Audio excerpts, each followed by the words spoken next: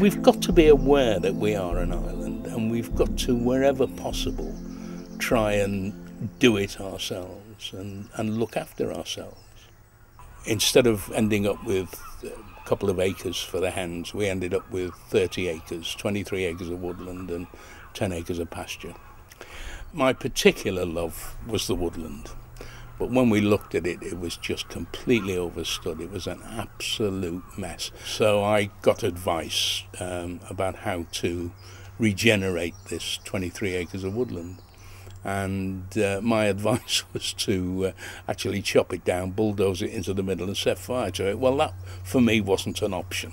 We've found a wonderful, wonderful man called Danny Horn, who's a conservation forester, and with his help we're starting to regenerate the woodland, and it's a joy. You coppice an area which is to cut it down to the stalls, as you can see behind me. Those stalls will then regrow, and in another 15 to 20 years they'll give you the resource again. So it's done on a very managed system, and you'll do a proportion of your woodland, normally of 1/15 of it each year.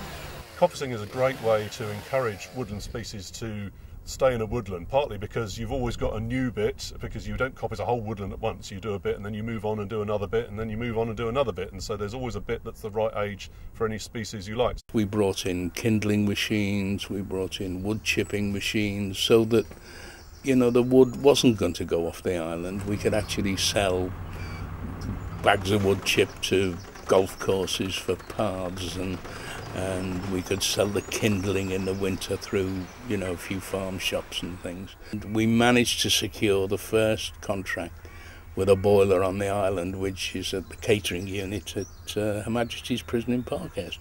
There are lots now online, and it'll be a joy, because it means that all that wood, in tidying up and improving the diversity of the woodland, the biodiversity of the woodland and the flora and fauna, actually will have an outlet on the island. So more and more people, if it works for us, then more and more woodland owners will start looking at their woodland and saying, oh, well, if I can earn a shilling out of it, then, you know, and I don't think it even needs to be a fortune they're earning out of it.